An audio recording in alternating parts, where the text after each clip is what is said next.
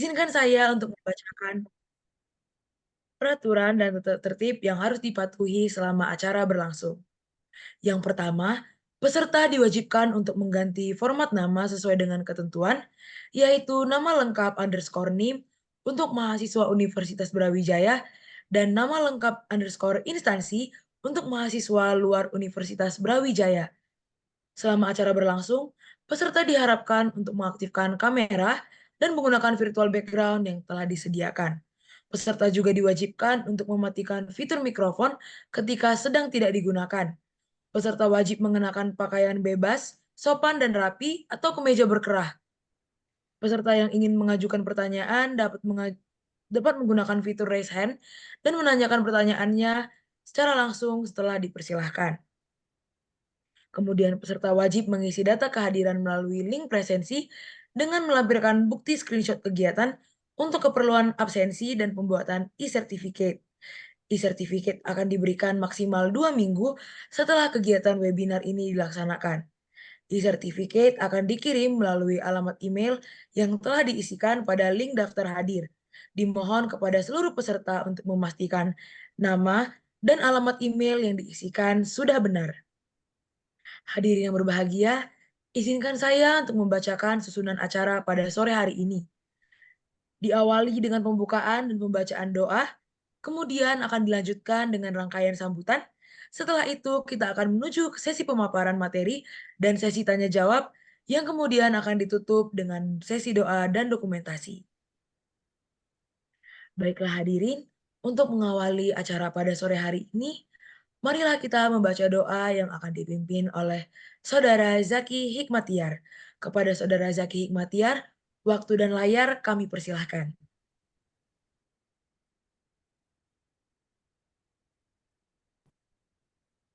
Assalamualaikum warahmatullahi wabarakatuh. Hadirin yang terhormat, marilah kita menundukkan pandangan kita sejenak. Berdoa memohon ridha Allah Subhanahu wa taala, Tuhan yang Maha Esa, agar kegiatan kita pada sore hari ini diberikan kemudahan dan kelancaran. Izinkan saya memimpin doa dengan cara Islam. Bagi hadirin yang beragama dan berkeyakinan lain, silakan menyesuaikan dengan keyakinannya masing-masing. Dan bagi yang beragama Islam, marilah kita awali doa kita dengan membaca Ummul Quran Al-Fatihah. Bismillahirrahmanirrahim.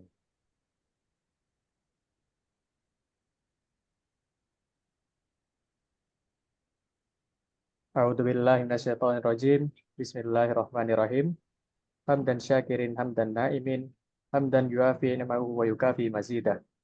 Ya Rabbana lakal hamdu kama yanbaghi li jalali wajhikal karimi wa adimi sultanik. Allahumma salli wa sallim ala sayyidina Muhammad wa ala alihi wa sahbihi ajma'in. Asyhadu an la ilaha illallah wa asyhadu anna Muhammadan abduhu wa rasuluh.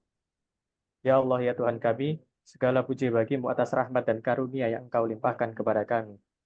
Atas nikmat kesehatan dan kesempatan sehingga kami bisa berkumpul untuk melaksanakan kegiatan Bekisling 2024 pada sore hari ini. Karenanya ya Allah, lancarkanlah acara kami, berkahilah dan penuhilah pertemuan ini dengan kebaikan dari awal hingga akhir nanti. Rabbana atina fid dunya hasanah wa fil akhirati hasanah wa qina adzabannar. Wassalatu ala sayyidina Muhammad wa ala alihi wa ashabihi ajmain walhamdulillahi rabbil alamin. Waktu dan tempat saya kembalikan kepada MC. Amin, amin, ya robbal alamin.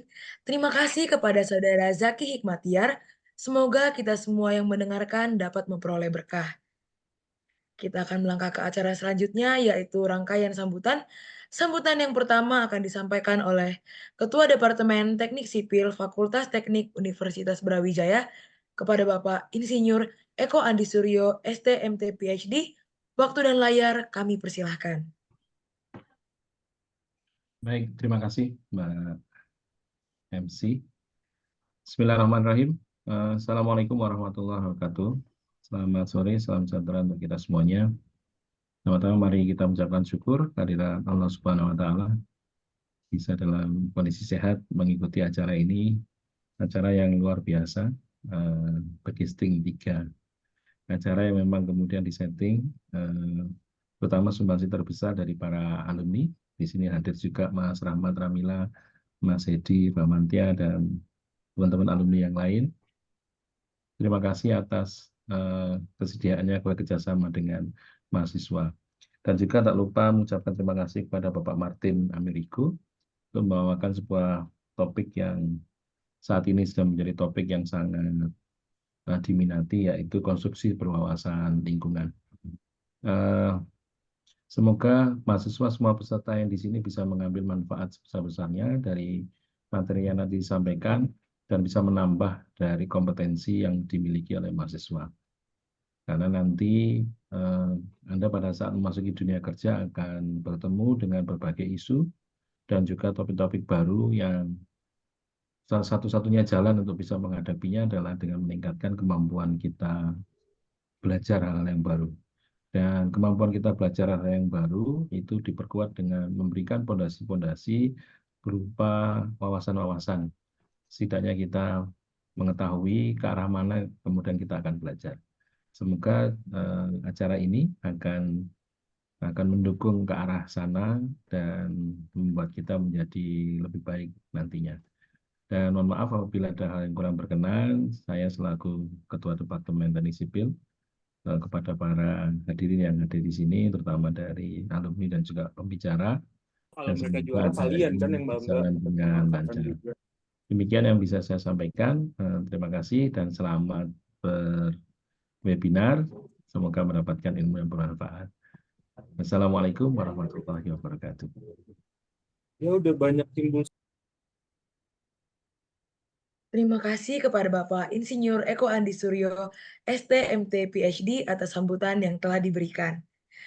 Sambutan selanjutnya akan disampaikan oleh Ketua Ikatan Alumni Teknik Sipil Universitas Brawijaya yang akan diwakilkan oleh Bapak Rahmat Ramila selaku Sekretaris Jenderal Ikatan Alumni Teknik Sipil Universitas Brawijaya. Waktu kepada Bapak Rahmat Ramila, waktu dan layar kami persilahkan. Ya, baik. Terima kasih. Assalamualaikum warahmatullahi wabarakatuh. Yang terhormat Pak Andi, Ketua Departemen Teknik Sipil di sini, Bapak Ibu dosen, pengurus AMS, adik-adik mahasiswa dan mas mbak alumni. Saya mewakili Ketua Umum Pak Yulari, mohon maaf kepada Bapak Ibu sekalian karena Pak Yulari berhalangan hadir pada sore hari ini. Tapi Pak Yulari menyampaikan salam kepada Bapak Ibu semua dan berterima kasih atas terlaksananya untuk acara Bikisting yang seri 3 ini, dan tetap berharap ada Bikisting yang seri berikutnya, tidak berhenti di seri 3 ini. Dan khususnya kepada Mas Martin Amerigo dari Pak Yulari mengucapkan terima kasih karena telah bersedia untuk menjadi narasumber untuk Bikisting pada sore hari ini, dan berharap juga supaya webinar ini bisa berjalan dengan lancar, ilmu-ilmu yang bisa disampaikan dan bisa sharing kepada kita semua bisa kita serap dan bisa kita manfaatkan kelak di waktu mendatang. Terutama kita juga terima kasih pada panitia webinar Bikisting pada pagi hari ini, baik dari pengurus IK maupun dari adik-adik AMS, dan juga kita juga mengajak kepada para alumni juga jika ingin menjadi narasumber untuk Bikisting berikutnya bisa menghubungi panitia dari Bikisting. Mungkin demikian yang bisa saya sampaikan. Assalamualaikum warahmatullahi wabarakatuh.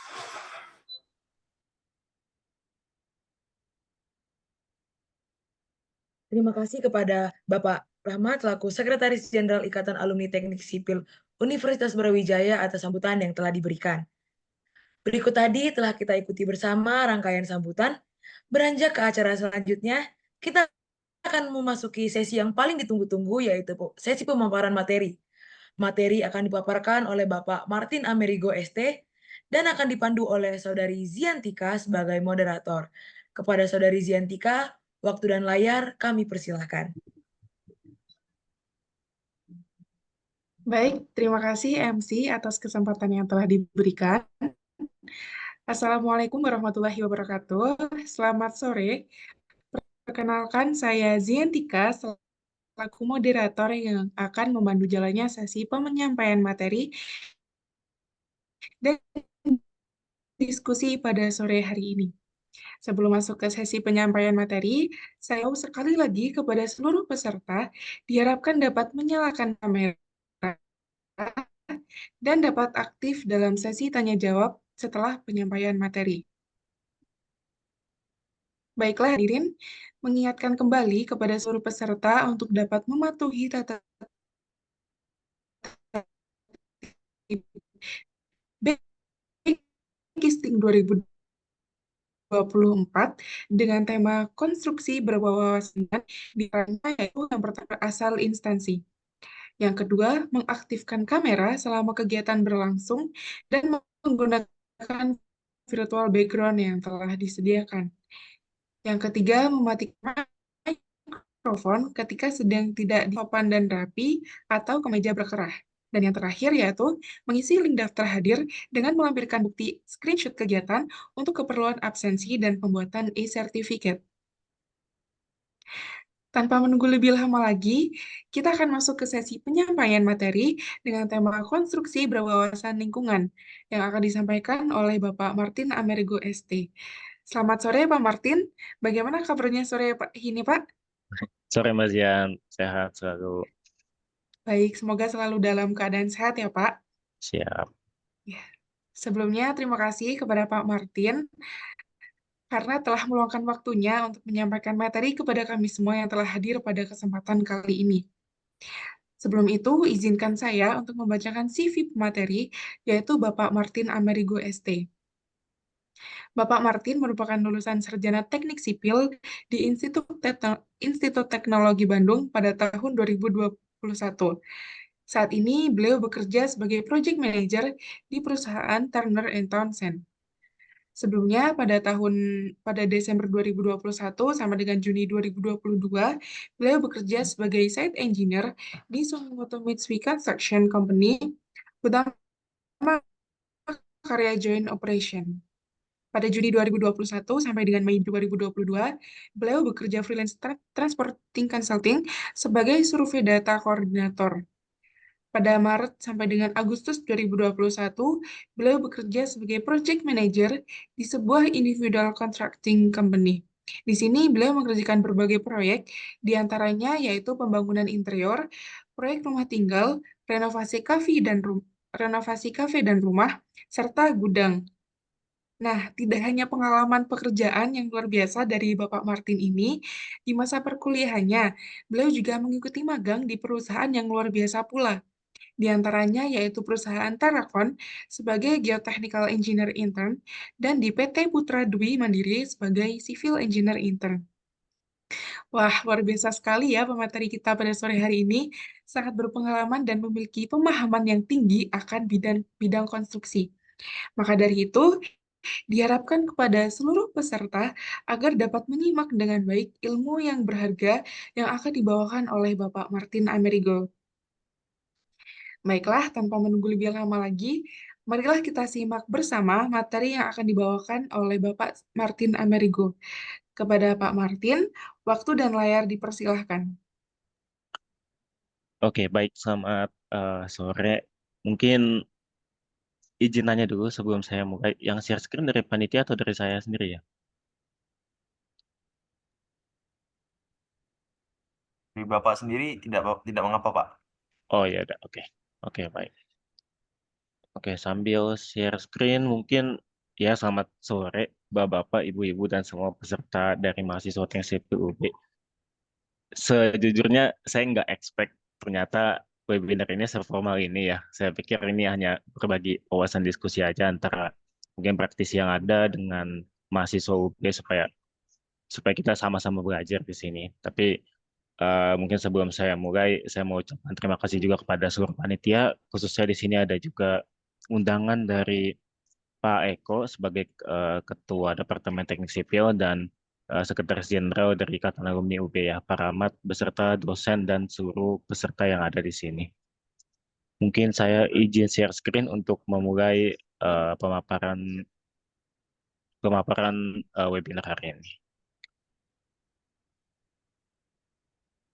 Oke, layar saya sudah kelihatan. Sudah, Pak. Siap. Oke, sebelumnya mungkin saya bacakan sedikit judul yang akan saya bawa. Hari ini saya berikan judul Building the Future, Achieving Net Zero Building. Sebelumnya mungkin kalau ada poster-poster yang udah beredar, saya tulisnya itu hanya sekedar Net Zero Building Update untuk Indonesia. Tapi sebenarnya saya ingin menyampaikan sesuatu kalau ternyata Net Zero Building yang tadi juga seperti Pak Eko bilang di awal, itu merupakan sesuatu yang lagi hit sekarang. Tapi sekarang di Indonesia itu kondisi market dan kondisi perkembangannya itu masih dibilang sangat sangat belum maju dibandingkan dengan negara-negara yang ada di luar sana.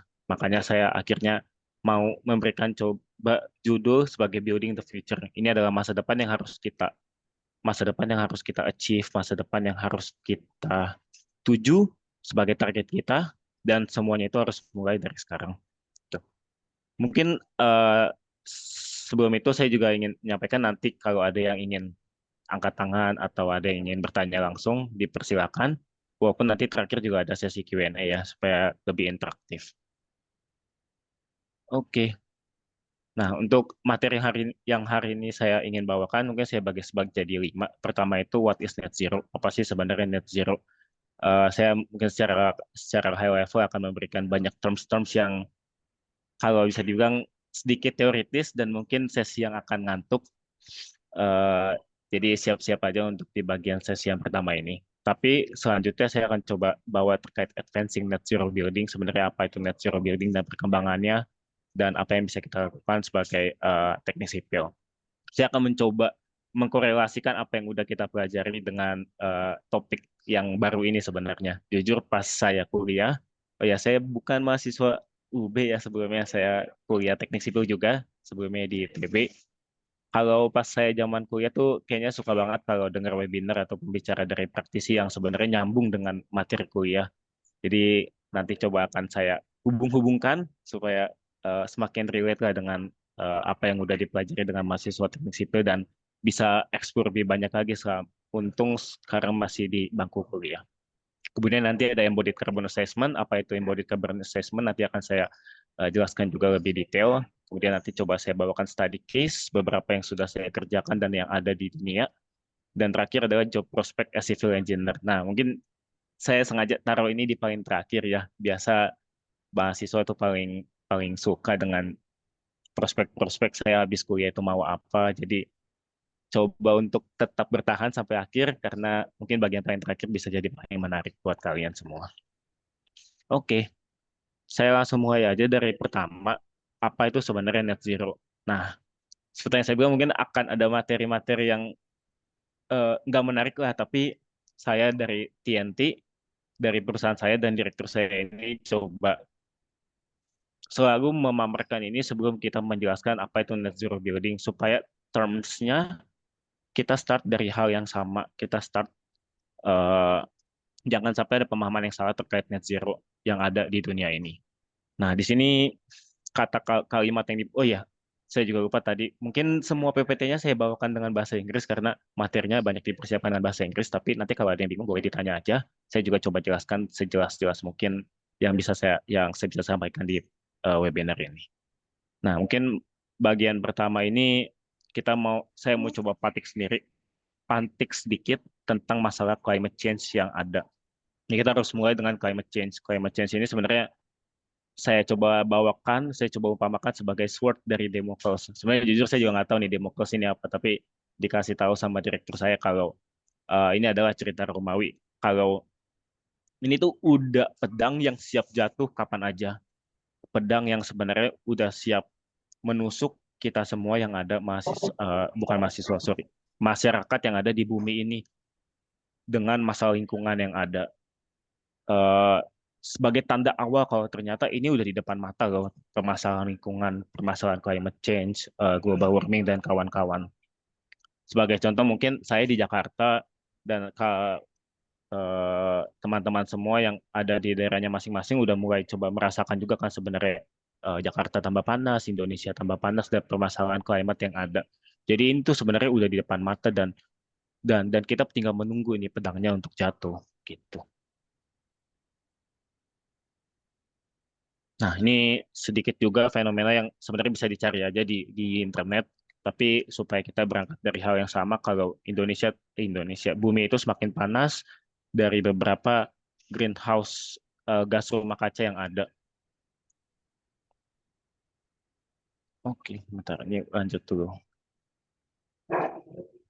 Siap. Nah, sebenarnya ini teori sedikit lah, fun fact sedikit, kalau gas rumah kaca paling tinggi itu sebenarnya yang ada itu penguapan dari air, tapi penguapan dari air itu nggak ada efek dari greenhouse, dari terjebaknya panas yang ada di bumi ini. Jadi mungkin kalian juga semua udah tahu gas rumah kaca yang paling menyebabkan bumi tambah panas karena rusaknya ozon itu ada karbon dioksida, metana, CFC, ozon, dan nitroksida. Dengan 56% paling banyak itu adalah karbon dioksida. Oke, nah ini satu ilmuwan dari Swedia, Svante Arrhenius namanya. Jadi sebenarnya dari 1896 dia udah coba menemukan kalau Indonesia itu ada permasalahan tingkat CO2 yang terus meningkat, yang mengakibatkan gas rumah kaca di bumi ini semakin meningkat dan bumi ini semakin panas. Kenapa dia bisa menyebutkan itu pas zaman itu? Karena sebenarnya kalau kita tahu itu pas zaman industri di tahun 18 ribuan, kita bumi ini lagi zaman industri manufaktur dengan giat-giatnya banyak mengeluarkan asap karbon dioksida ke udara akibat aktivitas pabrik, manufaktur dan sebagainya. Oke. Sebenarnya bumi kita ini udah ada mekanisme yang baik untuk recycle karbon dioksida. Kita tadi lihat sebenarnya gas rumah kaca ada banyak, tapi kita akan highlight lebih tinggi dari karbon dioksida karena sebagai kontributor paling berat, paling banyak yang ada di bumi ini. Secara secara secara Tuhan telah menciptakan bumi ini secara ideal sebenarnya. Karbon dioksida itu bisa di recycle secara sendirinya, tapi karena pertambahan yang ada akibat aktivitas manusia tersebut dan kita tidak ada usaha untuk recycle, makanya sekarang bumi kita ini semakin panas, gas rumah kaca ini semakin banyak, dan tidak ada usaha buat recycle sampai kalau kita dengar 5 atau 10 tahun kebelakangan ini semakin booming gitu. Nah, ini data aja dari NASA, kalau bisa kita lihat titik nol yang di kurva Y ini tahun 1950 ya. Ini pas saat pertama NASA mengeluarkan data. Kalau sebelumnya 400.000 tahun sebelumnya kita ada siklus panas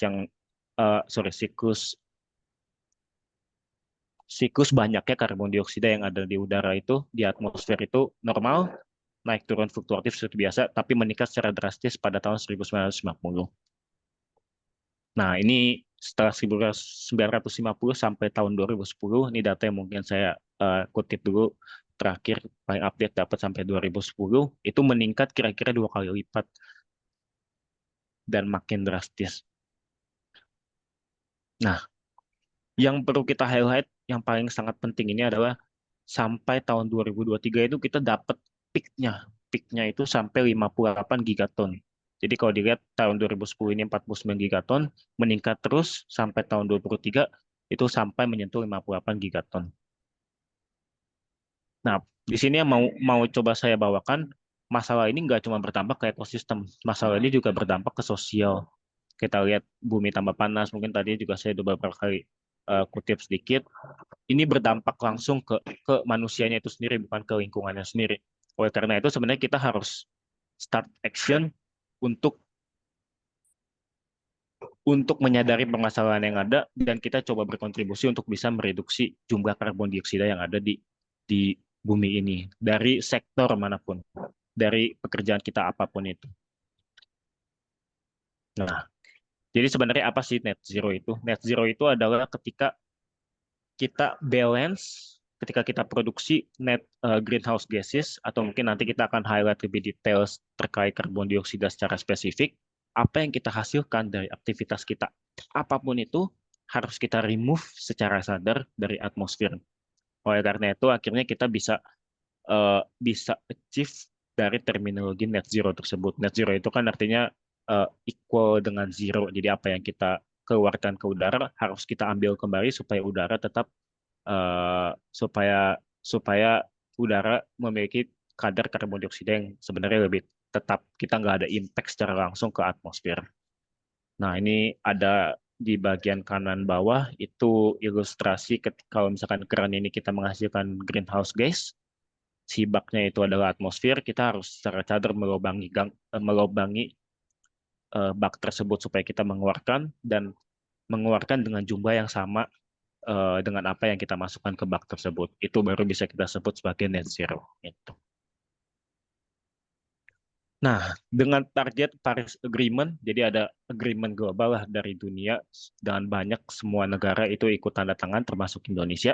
Kita itu bertargetkan untuk mencapai net zero di tahun 2050. Jadi semua aktivitas yang kita lakukan sampai tahun 2050 itu yang menghasilkan karbon dioksida akan secara sadar kita reduksi supaya di atmosfer tidak memiliki net zero yang bertambah. Tuh. Nah, di sini di forecast juga di perjanjian tersebut. Kalau misalkan ternyata sekarang ya kita di 2024 kita melakukan tanpa ada, di sini mungkin saya highlight-nya policy ya, mungkin bantuan dari kebijakan atau sebenarnya effort lah apapun yang kita lakukan, kalau kita melakukan bisnis as usual, kita melakukan aktivitas kita sehari-hari tanpa ada niat atau intensi untuk mengurangi karbon dioksida dan gas rumah kaca secara sadar, kadar karbon dioksida di atmosfer ini akan meningkat secara drastis dan eksponensial, dan pada akhirnya peningkatan panas di bumi ini juga naik secara drastis sampai 4,1 sampai 4,8 derajat. Nah, sekarang mungkin kalau kita udah tahu ada beberapa policy walaupun masih kurang gencar, kalau kita melaksanakan itu dengan baik, kadar karbon dioksida itu akan mungkin kira-kira tetap, tapi panas bumi kita akan meningkat sampai 2,5 sampai 2,9 derajat Celcius di tahun 2050 sampai 2100 ini. Nah, targetnya ini kita harus lebih sadar melakukan aktivitas-aktivitas supaya kita bisa reduksi gas rumah kaca ini, supaya target di 2050 1,5 derajat Celcius ini bisa kita capai dengan nyata. Dan itu kita harus mulai juga sebagai civil engineer, sebagai praktisi dalam dunia konstruksi. Kenapa kita harus ikut kontribusi sebagai praktisi civil engineer atau praktisi nanti di dunia konstruksi ketika kalian mahasiswa-mahasiswa itu terjun di dunia pekerjaan? Karena data by US sebenarnya mungkin banyak juga nanti di PPT saya akan mengambil data by US, karena sampai sekarang Amerika Serikat merupakan salah satu negara yang sudah lebih advance menerapkan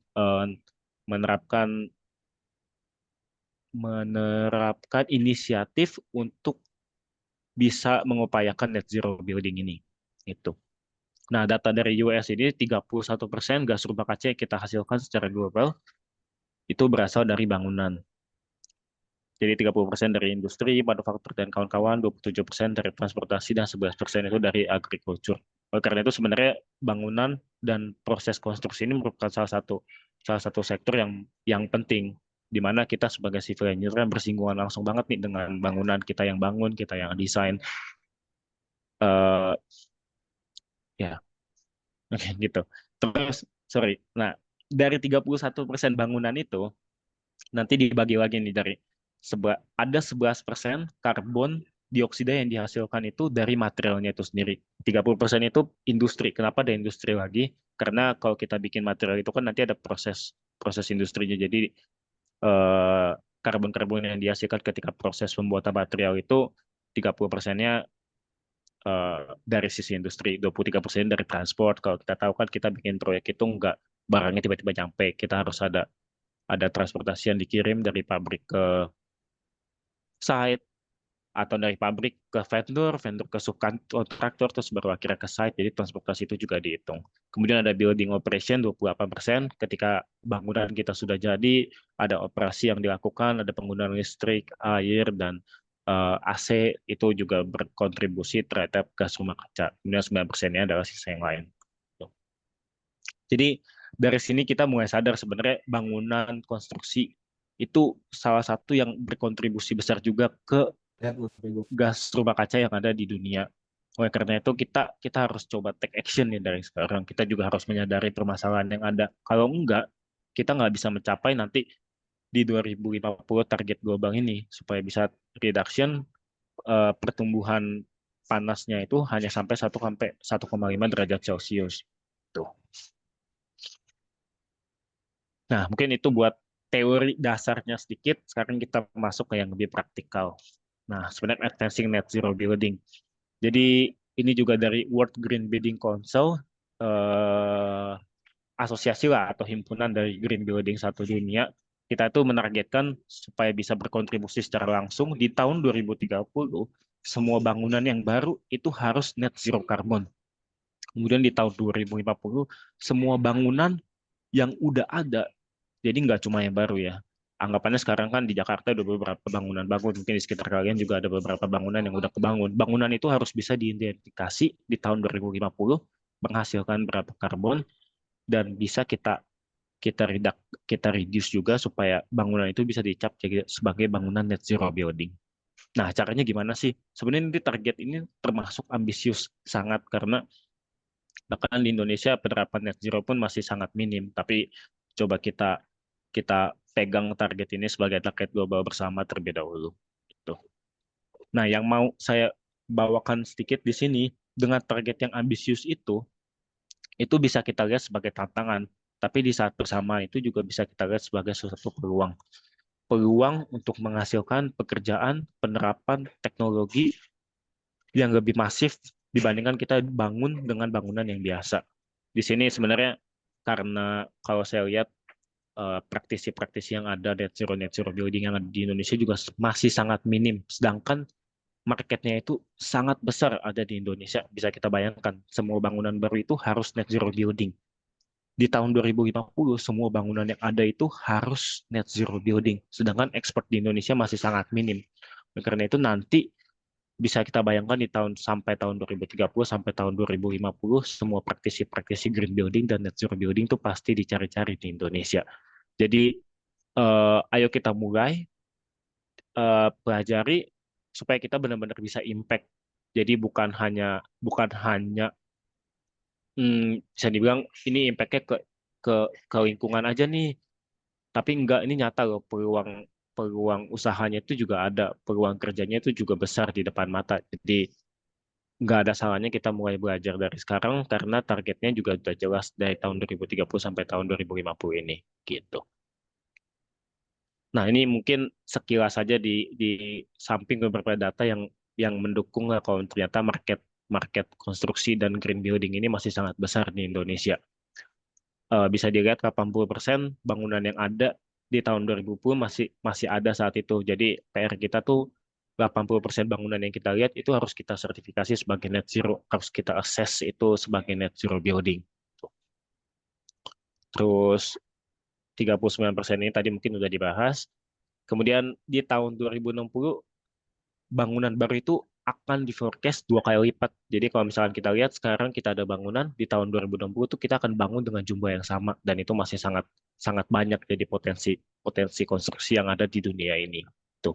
Bayangannya kita kayak buat satu kota New York selama 1 bulan sampai 40 tahun ke depan setiap bulannya.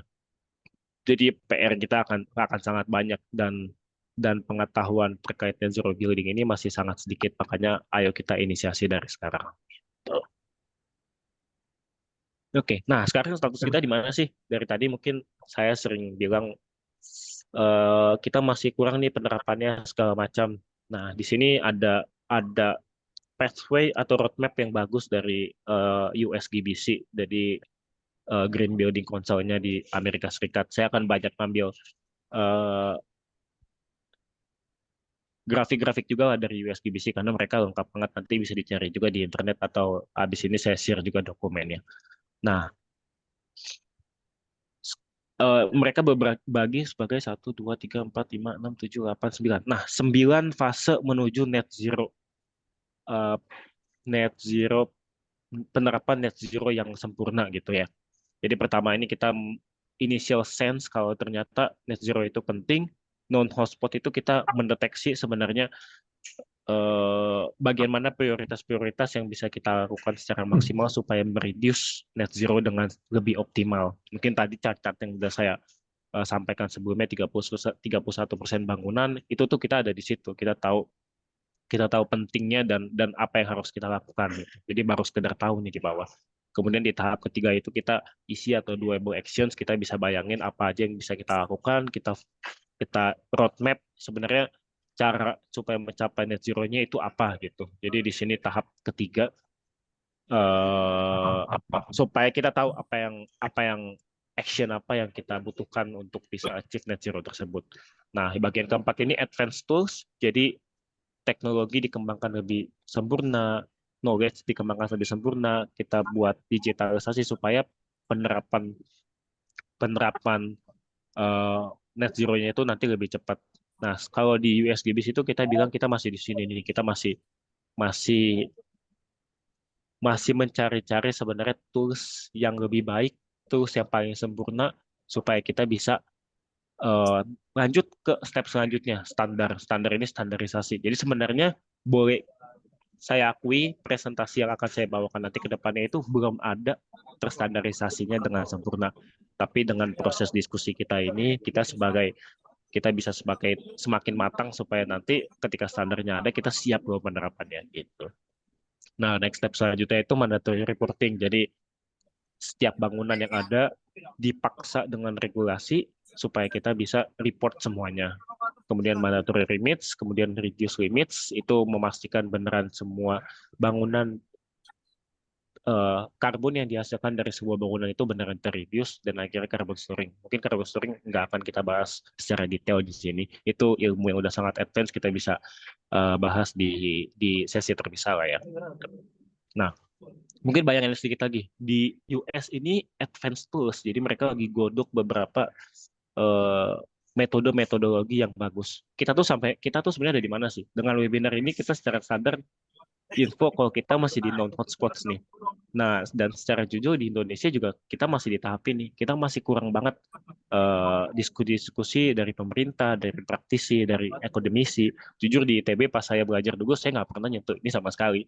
Makanya pemahaman saya bilang kita belum ada nih di advance tuh sebenarnya Indonesia. Kita masih di non hotspot buat ngeraba-raba sebenarnya apa sih net zero, apa sih climate change, apa sih impact-nya dan segala macam. Jadi saya benar-benar sangat mendukung untuk webinar-webinar seperti ini karena kita harus maju, kita nggak bisa di sini aja karena tadi kita juga udah lihat dampaknya ini sangat signifikan ke bumi kita loh gitu. Nah, ini di sisi kanan ini lebih spesifik dari sisi building. World Grading Building Council ini kasih roadmap yang lebih jelas. Sebenarnya gimana caranya supaya kita bisa net zero carbon building sebagai target yang paling bawah gitu. Jadi sekarang ada traditional building mungkin dulu ini bangunan-bangunan yang dibangun secara biasa dengan teori-teori yang ada tanpa memperhatikan sisi lingkungan sama sekali. Green building itu adalah next stage kita tuh sebenarnya masih di tahap ini green building ketika bangunan-bangunan kita sertifikasi sebagai cap bangunan yang green. Sebenarnya green building atau green certification ini sebenarnya kalau bisa saya bilang itu sebagai inisiasi World Green Building Council supaya kita memulai nanti nyampe di net zero. Karena parameter-parameter green building itu sangat sangat awal. Kita hanya coba hitung energi yang kita hasilkan berapa, kita coba menggunakan kalau bisa dibayangin di konkret lah, kita kan civil engineer, betonnya itu kira-kira kita bisa tahu konten-kontennya apa tanpa ada inisiasi untuk bisa mereduksi karbon-karbonnya yang ada. Jadi masih benar-benar di tahap awal supaya kita bisa menuju ke bangunan yang lebih hijau atau bangunan yang lebih net zero gitu. Mungkin indikator spesifiknya itu nanti kita coba di Green Building Certificate itu yang mau di highlight itu adalah kita coba efisiensi energi, tapi masih sangat tahap awal. Itu masih sebenarnya nggak bisa dibilang efisien energi, tapi hal yang bagus untuk dimulai karena menuju ke sana itu juga butuh teknologi yang lebih masif dan lebih advance. Sedangkan dunia kita sebenarnya masih belum siap. Kemudian ada water efficiency mungkin kasarnya kalau kita desain air untuk bangunan kita udah mulai kita ukur berapa, kemudian kita lihat kita bisa reduksi berapa. Misalkan kita nge-flush dari sisi toilet, itu kita harus seminimal mungkin gitu. Kemudian kita juga rainwater harvesting, mungkin diajarin juga ya saat kuliah saya diajarin juga gimana supaya kita bisa mendaur ulang air yang ada. Tapi enggak 100% kita daur ulang airnya, tapi ada inisiasi yang kita coba dan kita terapkan di satu bangunan yang kita desain. Dan nanti ada banyak parameter-parameter hal lain lagi yang bisa dilihat. Ini juga saya coba kasih sedikit 4 green certification building yang terkenal lah di Indonesia penerapannya. Pertama ada Green Ship, itu yang kanan atas, itu sertifikasi green building yang ada di Indonesia. Kemudian bawahnya itu LEED, Green Certification dari US. Kemudian ada Green Star dari Australia dan BCA Green Mark dari Singapura. Sebenarnya pada umum sama aja, tapi nanti bisa dilihat isinya lebih detail. Sebagai satu inisiasi lah kita sertifikasi green build bangunan kita sebagai semakin hijau gitu. Nah, Indonesia dan dunia kita masih di tahap ini. Kita masih di tahap green building, mencoba menerapkan beberapa poin-poin inisiatif hijau di bangunan kita.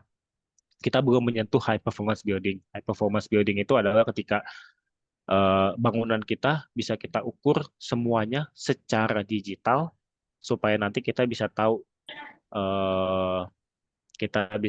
dampak lingkungan yang dihasilkan bangunan kita itu apa sih. Sebagai contoh, kita sebenarnya udah ada PLN meter nih yang mengukur jumlah penggunaan energi atau penggunaan listrik kita. Tapi di high performance ini kita bisa ukur juga di setiap lampu penggunaannya itu berapa, di setiap microwave penggunaannya itu berapa, dan ada kalau misalkan mungkin ada yang belum tahu, nanti kita tuh sebenarnya udah banyak building management system, jadi kayak teknologi mengukur atau mengambil sensor-sensor yang ada. Tapi di high performance building ini targetnya benar-benar semua equipment bisa kita detect di sini. Penggunaan air dari satu wastafel berapa, dari satu kloset berapa. Kemudian nanti ada parameter-parameter lingkungan lagi yang didetek di sini. Sebenarnya selanjutnya net zero energy. Net zero energy ini ketika kita beneran bisa menggunakan energi tanpa ada dampak sama sekali ke lingkungan. Jadi energi yang kita gunakan ini benar-benar nggak menghasilkan karbon dioksida atau bisa kita net zero in. Contohnya dengan menggunakan solar panel yang banyak, atau kita bahkan ada pembangkit listrik renewable sendiri lah untuk bisa digunakan mencuplai energi di net zero. Itu baru kita net zero energy. Nah, terakhir baru net zero carbon. Net zero carbon ini sampai ke material yang kita gunakan, kita bisa benar-benar pastikan semua proses bangunan kita itu net zero tanpa ada dampaknya sendiri ke karbon atau tanpa ada emisi karbon sama sekali ke atmosfer. Mungkin lebih jelas sedikit, tadi itu tentang, ya itu mungkin sekilas tentang net zero building. Selanjutnya akan saya bahas sedikit lebih detail cara kalkulasi karbon, karena mungkin dari tadi yang saya bawakan sedikit ngawang ya. Nah, ini sekarang bagaimana kita melakukan assessment tersebut supaya kita bisa memastikan bangunan kita tuh menghasilkan karbon segini loh. Kemudian gimana caranya, apa yang bisa kita lakukan supaya bangunan kita bisa net zero mencapai bagian paling bawah itu yang sekarang kita lagi mulai di sini. Ini lagi kita godok advance tool yang pasti, tapi belum ada standar yang pasti. Tapi coba kita inisiasi, coba saya compile beberapa teori-teori yang ada di global saat ini. Nah, namanya adalah embodied carbon assessment. Embodied carbon itu secara harfiah karbon yang ada tersimpan di satu bangunan dari semua proses bangunan itu sendiri, dari tahap perencanaan, desain, kemudian konstruksi, ketika bangunannya jadi dan nanti operasional sampai masa layan bangunan itu. Assessment itu berarti metodologi cara untuk menghitungnya. Nah, ini kalau misalkan mahasiswa-mahasiswa kalian belajar terkait mata kuliah manajemen proyek, ini udah satu hal yang umum lah ya dari sebuah life cycle dari sebuah proyek atau sebuah bangunan. Ini saya coba ambil sumber dari RIBA. RIBA itu satu teori project life cycle yang ada dari Inggris. Itu pertama itu dari strategic definition, kemudian kita prepare project itu mau dibawa seperti apa, kemudian kita lanjut ke konsep desain. Konsep desain pasti dari konsultan, either arsitek, MEP konsultan atau struktur konsultan, kemudian kita develop desainnya lebih ke skematik di sini, kemudian kita develop technical desainnya, gambar detailnya supaya bisa ditender lah. Selanjutnya baru kita mulai ke proses konstruksi. Habis itu kita handover, habis itu kita operation atau kita gunakan bangunannya tersebut. Nah, kita harus memulai atau menerapkan penerapan net zero atau green building ini dari awal. Jadi dari tahap inisiasi ini dengan menerapkan project management yang baik, di tahap ini harusnya kita udah coba mulai roadmap. Sebenarnya bangunan ini kita buat target, kita mau berapa sih reduction-nya, apa yang bisa kita lakukan supaya kita bisa implementasi net zero ini di project bangunan yang mau kita terapkan. Ini mungkin masih sangat high level, tapi persiapan menuju ke desain. Nah, ketika desain, ketika kita punya dari konsep desain, skematik desain, dan technical design proyek kita mulai coba hitung embodied carbon yang ada di bangunan kita itu kira-kira berapa sih. Tapi walaupun masih kasar, kita harus lakukan ini secara bersamaan karena kita akhirnya bisa kasih insight-insight apa sih yang bisa kita kasih strategi supaya kita bisa mereduce karbon yang ada. Nanti di construction-nya kita bayangin nanti akan ada emisi karbon lagi yang dihasilkan dari proses konstruksinya. Kemudian nanti di operation-nya kita juga harus coba buat kita monitor penggunaan karbon yang teremisi dari misalkan proyek kita define 50 tahun, dari selama 50 tahun itu emisi karbonnya berapa itu harus bisa kita detek secara terus-menerus.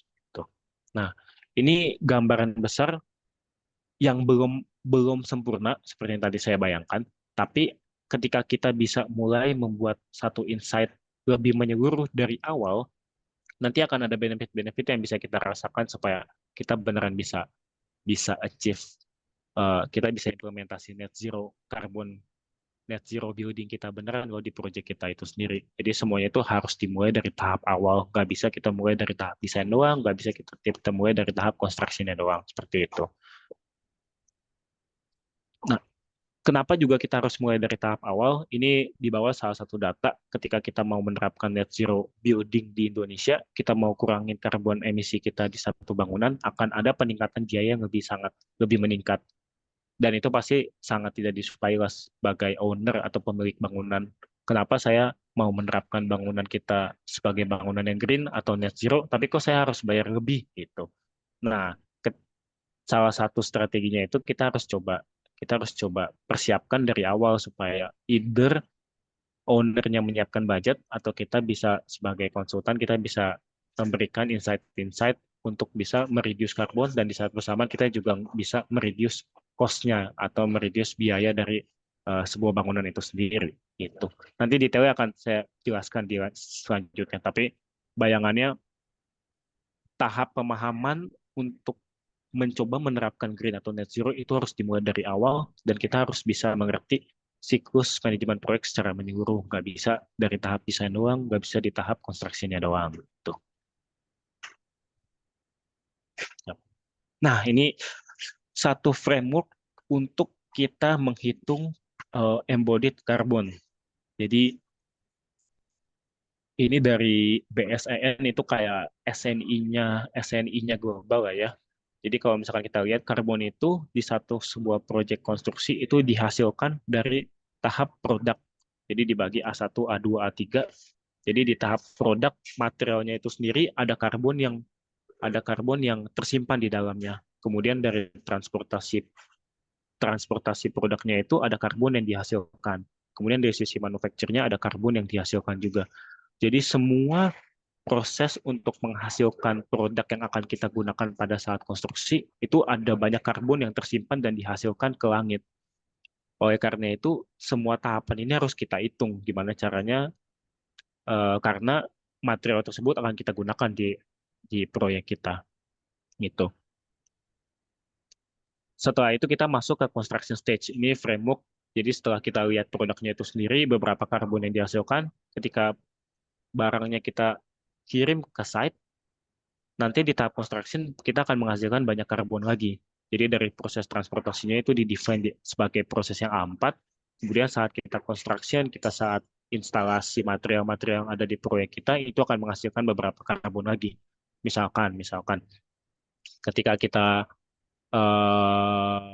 ngecor, kita kan butuh pompa itu kan menggunakan listrik, sedangkan listrik itu kan berasal dari pembakaran batu bara dan PLTU yang menghasilkan secara langsung karbon. Jadi proses penggunaan listrik itu juga harus kita hitung ketika saat proses konstruksi gitu.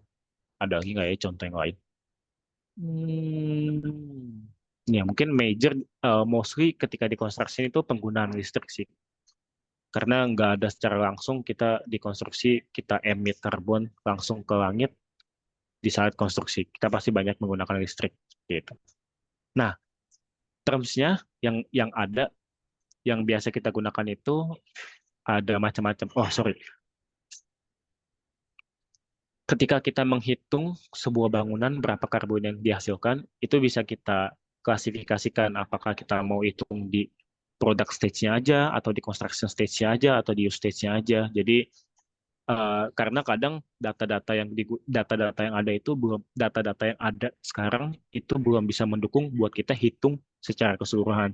Jadi kadang dari konsultan itu membatasi kalau kita mungkin proyek ini kita hitung cradle to gate aja, jadi kita optimalkan di produknya supaya kita bisa tahu karbonnya berapa, atau enggak kita gate to site-nya aja. Itu dari sisi construction, kira-kira di sisi construction karbonnya berapa sih, terus kita coba kita coba reduce, kita coba kurangkan dari sisi construction-nya aja, dan itu fair sebenarnya, itu bebas dari sisi proyeknya itu sendiri gitu.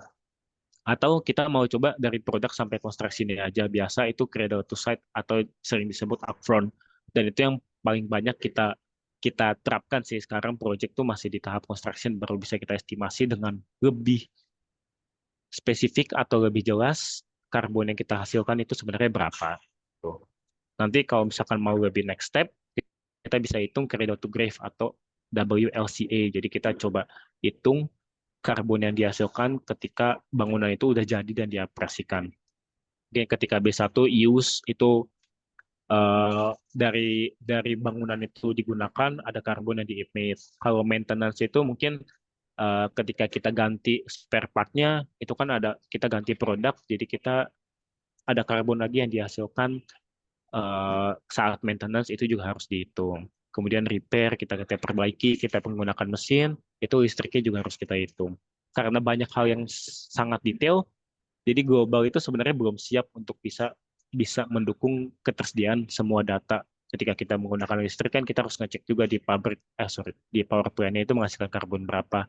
Jadi data-data itu kadang belum siap. Oleh karena itu sekarang masih beberapa proyek itu dibatasi di Indonesia atau di luar.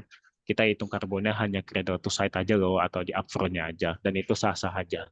Tapi untuk mencapai net zero building tadi di tahun 2050, kita harus bisa sampai WBLCA ini, sampai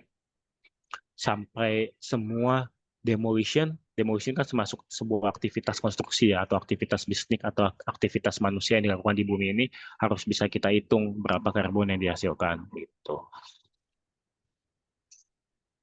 Ya, ini terminologi aja yang ada sekarang, yang mungkin bisa dibilang hampir diregulasi lah untuk kita bisa assess sebuah bangunan. Kita bisa hitung dari sebuah bangunan ini karbonnya itu ada berapa. Gitu. Nah, ini metodologinya lagi. Sorry, ini singkat aja. Jadi prosesnya pertama itu kita pasti ngumpulin data-data. Nah, kalau misalkan tadi saya kasih contoh dari sebuah bangunan gedung misalkan. Bangunan gedung ada strukturnya, ada arsiteknya, ada interiornya, ada MEP-nya, ada pipa, air, dan segala macam. Semua material itu harus kita cek karbon yang dihasilkan dari proses fabrikasinya itu berapa. Itu sekarang di-define namanya sebagai Environmental Product Declaration, EPD. Ini ada di sini. Jadi kita sebagai praktisi konstruksi nggak usah kita tanya lagi ke pabrik, kamu proses buat material pipa ini gimana? Kamu cara batching plan di konkrit itu pakai material apa aja? Emit karbonnya itu berapa aja? Itu kan sangat susah. Kita nggak akan punya waktu ke situ. Jadi ada departemen sendiri. Nanti di setiap produk manufacturer itu mereka akan mensertifikasi produk mereka dan menghasilkan EPD. EPD itu ada metodologinya sendiri, ada lembaga sertifikasinya sendiri, supaya memastikan dari 1 meter pipa misalkan mereka menghasilkan karbon seberapa. Jadi itu yang nanti kita collect aja. Jadi semua material yang kita gunakan di site kita atau di project kita, kita collect semua datanya, kemudian nanti kita absorb dan kita kalkulasi atau kita assess. Jadi dari sisi materialnya doang, karbonnya berapa sih? Gitu. Nah ini yang bawah mungkin metode lain, karena kalau misalkan bisa kita lihat di Indonesia tuh kemarin project saya terakhir hanya cat yang udah tersertifikasi EPD, satu brand cat, mungkin nggak jangan disebut nama mereknya, tapi hanya satu brand cat di Indonesia yang udah tersertifikasi EPD, sedangkan di luar udah cukup banyak. Jadi kadang perhitungan karbon dari sebuah proyek bangunan juga nggak sempurna. Oleh karena itu ada opsi kedua, kita coba generate sampel-sampel. Kalau di luar negeri misalkan 1 pipa cat itu berapa sih karbonnya, nanti di Indonesia kita coba konversi seperti itu. Itu juga sampai sekarang masih sah, tapi bisa kita bayangkan kita menuju ke situ loh. Semua bangunan, semua material yang diproduksi di Indonesia itu harus bisa kita hitung penghasilkan karbonnya berapa supaya kita bisa beneran mendapat data atau kalkulasi lebih aktual dari proyek bangunan kita. Nah, selanjutnya itu ada LCA software, itu life cycle assessment-nya. Jadi di luar udah beberapa software disiapkan supaya kita tinggal masukin nanti EPD-nya, kita masukin kuantitinya atau jumlah yang ada, jumlah material-material yang kita gunakan di proyek kita, nanti mereka langsung bisa kehitung sendiri embodied carbonnya itu berapa. Kalau mau lebih detail mungkin bisa baca-baca iterasi atau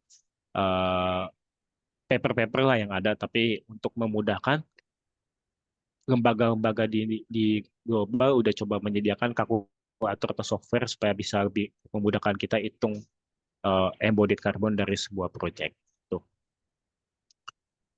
Kita coba, nah ini data-data yang unik yang mau coba saya cantumkan di sini. Mungkin mulai dari kanan dulu, bisa dilihat kalau ternyata struktur itu menghasilkan embodied carbon yang paling tinggi. Itu karena dari sisi semen itu konten karbonnya sangat tinggi, dan proses yang ada di batching plant ini mungkin nanti bisa diingat-ingat lagi kalau ada material rekayasa bahan ya dari material konstruksi pembuatan konkret. Saya juga lupa nih pas waktu itu kuliah, tapi dengan proses di batching plant itu karbonnya itu sangat besar yang dihasilkan, makanya struktur itu menjadi satu konten yang paling tinggi yang menghasilkan karbon di sebuah bangunan. Kemudian ada dari sisi MEP, kemudian dari sisi interior dan envelope. Envelope itu mungkin dari sisi fasad dan penutup bangunannya.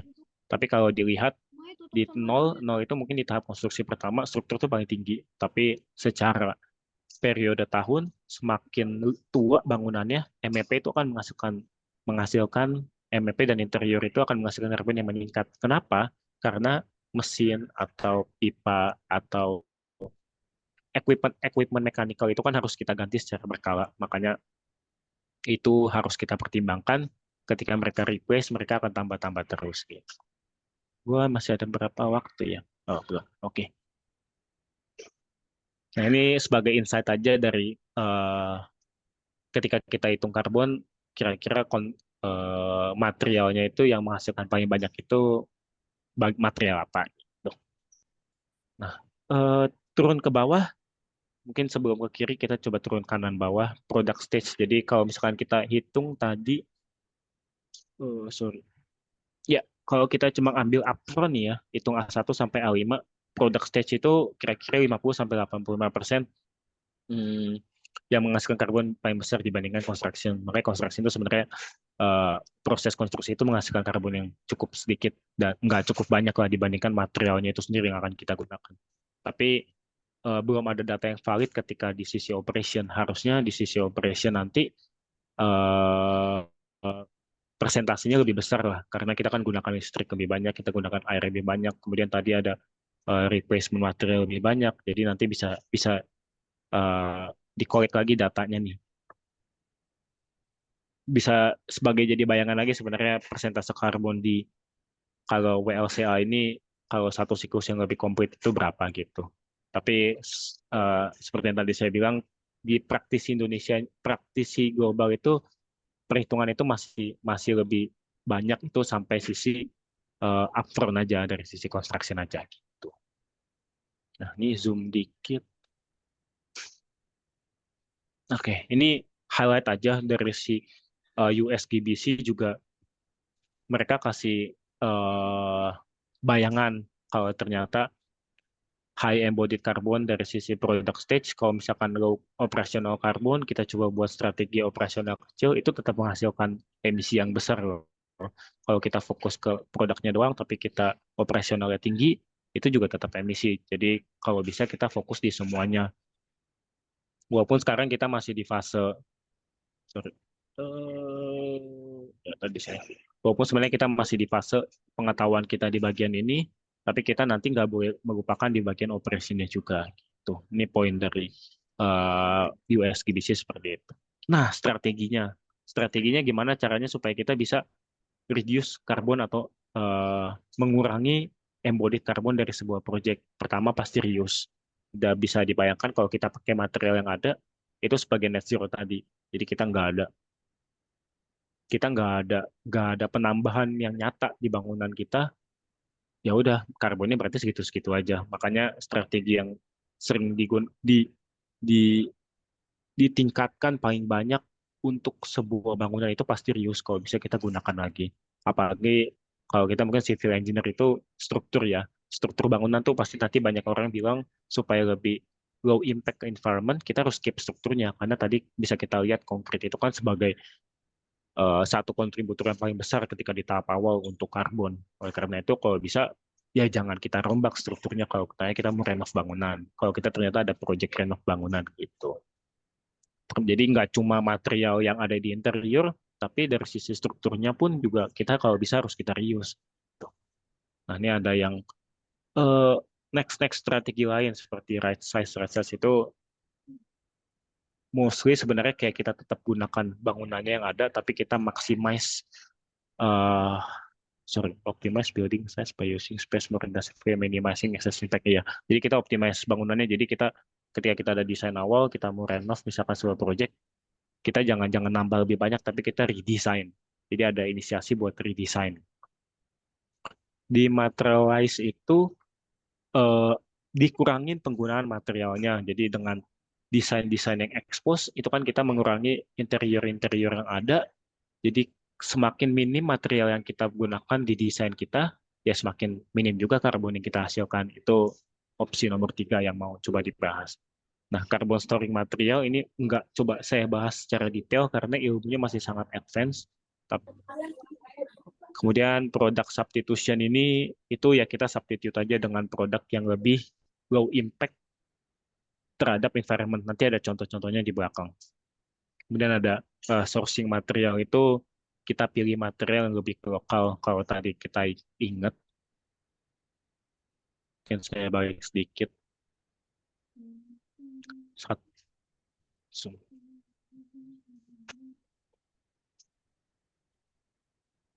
Nah, ada proses transportasi semakin jauh material yang kita beli pabriknya pasti menghasilkan karbon lebih besar. Jadi makanya ada kiat-kiatan juga supaya kita menggunakan material lokal, karena bukan karena ekonomi lokalnya juga, tapi itu juga ada dampak lingkungannya. Transportasinya itu semakin sedikit, jadi karbon yang dihasilkan juga semakin sedikit. Itu beberapa strategi yang diupayakan juga sebenarnya ketika kita mendapat mau deliver net zero project. Gitu. Nah, terakhir ini ada circular design. Ini lebih sangat advance.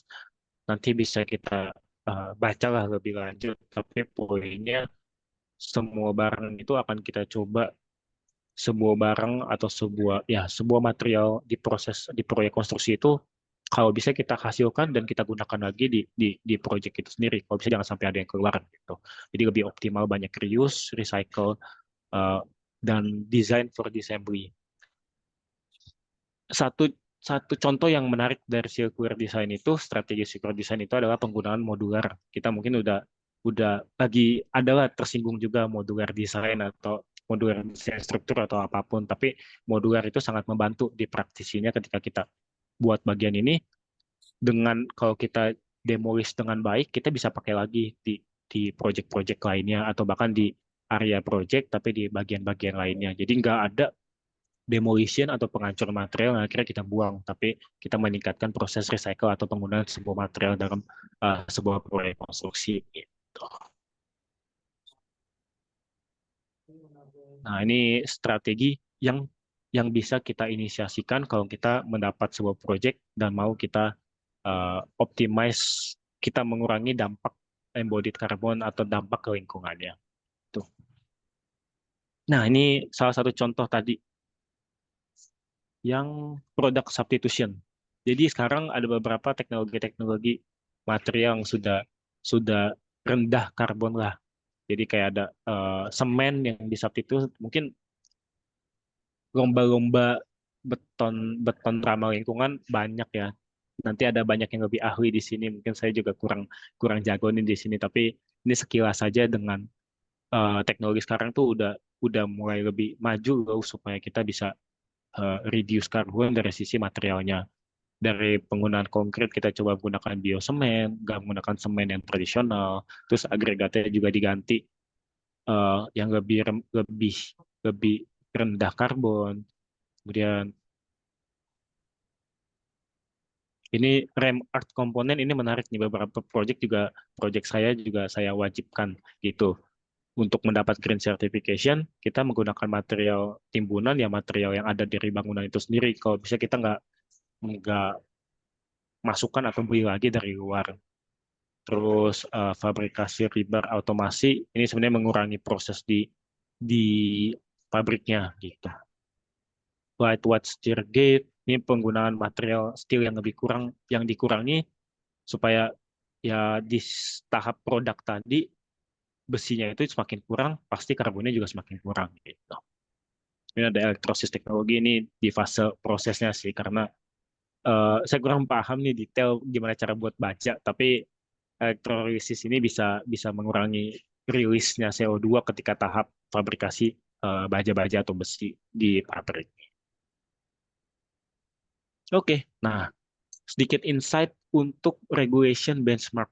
Jadi kalau dilihat yang paling advance ini sebenarnya Belanda, tapi data paling komplit yang saya collect US nih, karena praktikalnya juga belajar banyak dari US. Jadi kalau dilihat bahkan Belanda itu mandatory reporting, Belanda ini udah sampai mandatory reporting. Tadi dari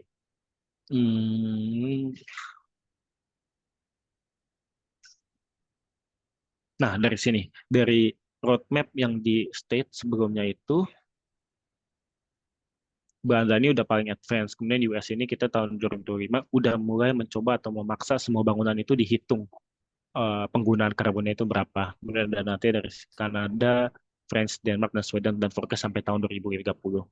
Ini yang bagian kanan ini US udah secara detail sampai 2030 peraturan-peraturan apa yang akan mau mereka rilis supaya bisa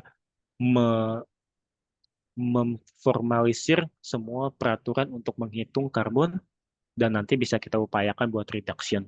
Tapi Indonesia di mana? Tadi seperti yang tadi udah saya bahas, Indonesia tuh masih jauh banget dari situ. Kita masih tahap pemahaman teorinya. Belum ada regulasi-regulasi spesifik yang mengharuskan kita mandatory reporting. Kita mengharuskan semua bangunan itu dihitung beberapa penggunaan embodied karbonnya. Tapi kita menuju ke situ, mungkin nanti ada yang bisa kasih masukan atau kita bisa diskusi lebih lanjut. Tapi sepemahaman saya sekarang juga itu masih digodok oleh pemerintah. Jadi kita mungkin bisa lihat nanti 5 tahun ke depan pengembangan regulasi terkait embodied carbon.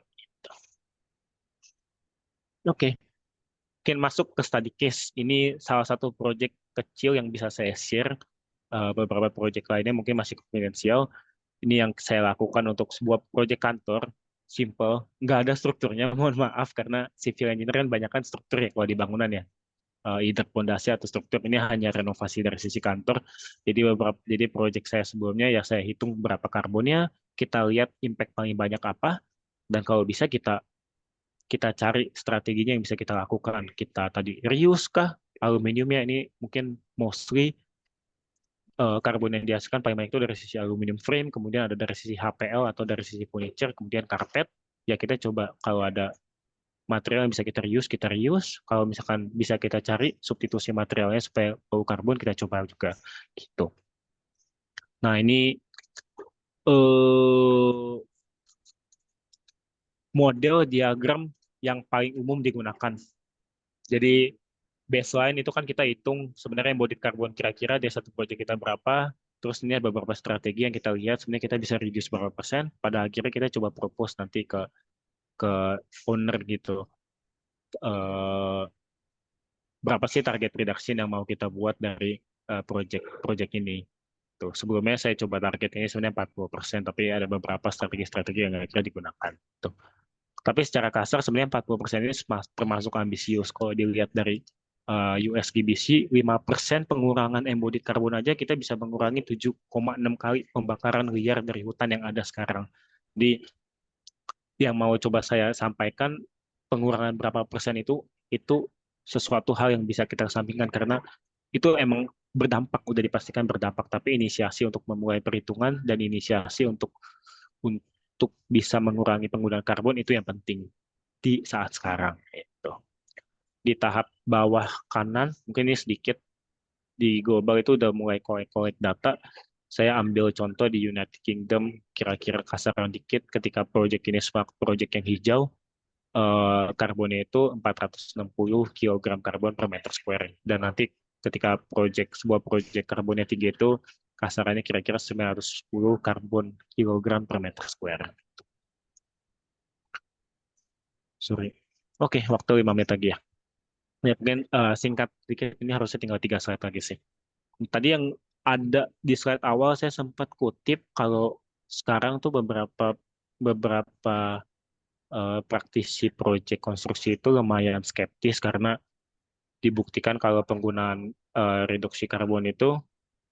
penggunaan reduction karbon itu pasti berdampak ke biaya karena kita nanti cari material yang lebih low karbon yang sebenarnya pada umumnya itu lebih mahal. Tapi ada beberapa bukti juga kok kalau proyek-proyek di luar itu ketika kita reduce 20% karbon, 30% karbon, ini salah satu contoh yang diambil di US, bahkan cost impact-nya nggak ada perubahan sama sekali, nggak ada penambahan budget dibandingkan dengan yang ditargetkan di awal. Jadi sebenarnya strategi-strategi ini yang harus dioptimalkan. Oleh karena itu kita ketika menghitung sebuah penggunaan karbon, kita harus kerjasama sama owner, kita harus kerjasama sama quantity surveyor-nya, itu yang sebagai konsultan untuk menghitung budgetnya, supaya kita bisa barengan bekerja bersama-sama dengan inisiasi strategi karbon kita bisa juga cari cara supaya mengurangi biayanya. Kita malah nggak nambah biayanya. Karena kan owner, kalau misalkan ingat ketika bahasan di kuliah kan project itu ada 3 lingkaran ya, schedule, quality, dan cost. Sekarang tuh di tahap yang akan ke depan akan ditambah itu environment atau dampak lingkungannya. Ketika kita mengimplementasikan net zero lebih tinggi, mungkin akan berdampak juga ke cost. Oleh karena itu kita harus kerja bersama-sama supaya kita bisa menyeimbangkan. Gitu. Nah, ini strateginya, strategi umum yang harus bisa kita terapkan untuk kita bisa coba di saat bersamaan kita reduce karbon dan kita nggak memberi dampak secara signifikan ke proyek kita juga.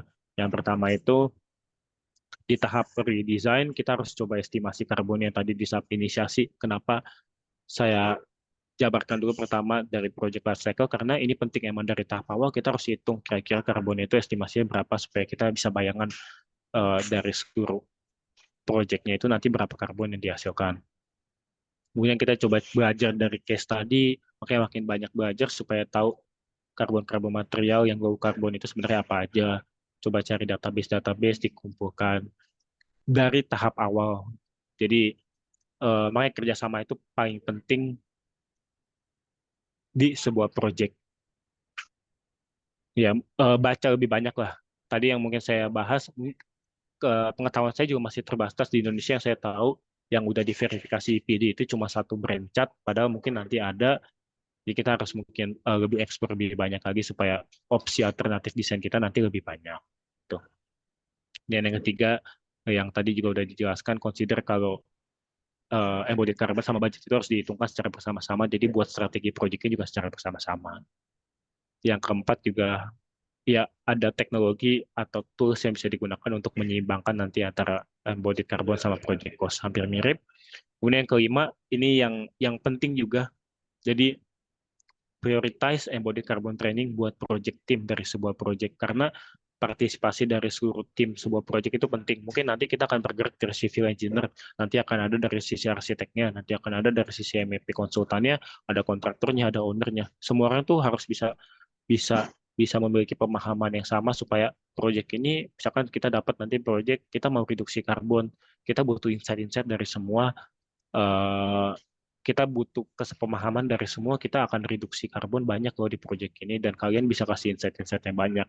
Jadi sebuah project itu nggak akan berdiri sendiri, kita sebagai seorang civil engineer, nanti kita akan banyak pihak berkolaborasi, dan mereka bisa membantu memberikan insight untuk reduksi karbon dari sebuah project, dan itu juga sebenarnya kan untuk kebaikan semua parti di satu project itu sendiri, nggak cuma kita sebagai civil engineer atau nanti kontraktornya dan arsitek dan ownernya gitu. Oke, job prospect sebagai civil engineer untuk embodied carbon. Jadi ini sumber dari ChatGPT sebenarnya. Sebenarnya sumber ini bisa kita cari sendiri. Apa sih sebenarnya yang bisa kita terapkan sebagai civil engineer di internet. Tapi coba saya kutip, mungkin nanti bisa sebagai bahan diskusi gitu ya di sini. Pertama, design sustainable structure. Tadi udah banyak coba saya singgung dari sisi struktur karena berdampak besar. Jadi nanti kita sebagai civil engineer ke depan, ketika kita mau memperhatikan, kita mau berkontribusi ketika project kita, dalam sebuah project kita untuk bisa memiliki embodied carbonnya sedikit, ya kita harus kita coba belajar lebih banyak. Nanti kita cari low carbon konkret yang ada, low carbon struktur baja yang ada supaya bisa disubstitute dan segala macam. Dan itu akan sangat berharga untuk sisi owner, apalagi ketika ownernya mau mentargetkan sebuah project ini net zero atau ada reduksi karbon berapa persen. Tuh. Optimizing resource, mungkin nanti dari civil engineer kita nggak benar-benar bekerja di civil engineer, tapi kita bekerja di sisi kontraktor atau kita bekerja nanti dari pabrik misalkan. Nah di situ juga dengan minimize waste, misalkan di proyek konstruksi atau bahkan di pabrik kita coba minimize waste, itu juga berdampak banget untuk pengurangan karbon. Oleh karena itu hal ini juga bisa kita terapkan nanti ketika kita kerja. Terus life cycle analysis ini mungkin praktisinya bayangannya ketika nanti kita dapat posisi yang lebih high level dalam sebuah project, kita bisa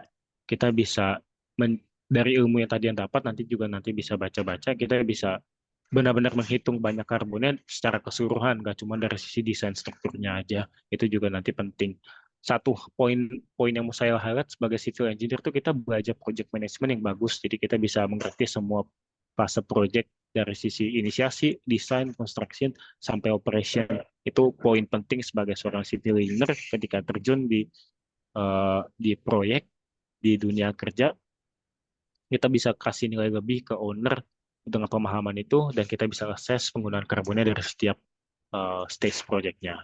Terus yang keempat, yang harus kita lakukan juga, kita nanti tadi kolaborasi sama arsitek sama desainer, karena kita nggak akan kerja sendiri. Struktur itu berdampak akan sangat besar ke karbon dari sebuah building, tapi MEP dan interior dan nanti arsitek itu juga penting, dan itu ada di sebuah proyek bangunan, nggak cuma sebagai civil engineer. Gitu. Monitoring and optimization. Jadi kalau misalkan nanti kita mau expert audit, saya ada kemarin pengalaman proyek audit, itu juga mungkin bisa nanti dikasih nilai tambah audit project life cycle-nya supaya kita bisa mengurangi perbaikan strukturnya, karena setiap perbaikan struktur kita pastikan mungkin akan beli material dan akan berdampak karbonnya lagi. Jadi itu poin yang nanti di dunia praktikal juga penting dan bisa kita coba terapkan. Terakhir, advocate policy and standards. Mungkin PTN terkenal lah ya, beberapa lulusannya nanti terjun ke kementerian atau terjun ke lembaga-lembaga pembuat regulasi atau kebijakan. Jadi dari sisi situ kita juga bisa menerapkan nanti atau bisa buat standar embodied carbon assessment yang lebih matang. supaya nanti bangunan kita bisa mencapai target-target yang tadi udah banyak dicantumkan ke 2050 gitu. Oke, Guys, sebagai penutup, kita udah running out of time banget untuk mencapai target 2030 semua bangunan harus net zero, 2050 semua bangunan itu semua bangunan yang ada harus net zero. Oleh karena itu udah inisiasi banyak yang ada tapi belum matang. Tapi ayo kita coba mulai dari sekarang. Tadi juga sempat saya bilang saya sangat mendukung diskusi seperti ini semakin banyak ke depannya. Karena kita masih tahap sangat awal, apalagi Indonesia. Kita mau coba formalisir ke tahap regulasi, dan itu harus dimulai dengan diskusi-diskusi seperti ini, nanti diskusi-diskusi dengan praktisi lebih banyak. Seperti itu. Apalagi nanti ketika kalian semua udah mulai terjun ke dunia kerja yang lebih nyata. Oke, mungkin ini sekilas saja. Kalau misalkan ada yang mau kontak atau tanya lebih lanjut, bisa feel free untuk connect di LinkedIn. Saya Martin Amerigo Wijadi. Nanti cari aja Martin Amerigo Wijadi, ITB atau Turner & Townsend, bisa langsung connect dan feel free to drop a message or everything. Tuh. Mungkin dari saya itu aja. Mohon maaf apabila ada salah kata. Kita bisa lanjut ke sesi Q&A. Terima kasih. Baik, terima kasih Pak Martin atas penyampaian materinya. Ya. Setelah mendengar materi yang sangat menarik ini, pastinya dari peserta yang ada di sini memiliki beberapa pertanyaan ya mengenai materi yang telah dipaparkan sebelumnya. Untuk itu, kita akan beranjak ke sesi selanjutnya, yakni sesi tanya-jawab. Sebelumnya, saya akan menjelaskan terkait mekanisme pada sesi tanya-jawab ini. Yang pertama, peserta yang ingin memberikan pertanyaan dapat menggunakan fitur raise hand dan memberikan pertanyaan setelah dipersilahkan oleh moderator. Yang kedua, peserta juga bisa bertanya dengan menuliskan pertanyaan pada kolom chat yang ada di bawah layar dengan format nama _pertanyaan. Kepada teman-teman peserta dan Bapak Ibu dosen yang ingin bertanya, dipersilahkan.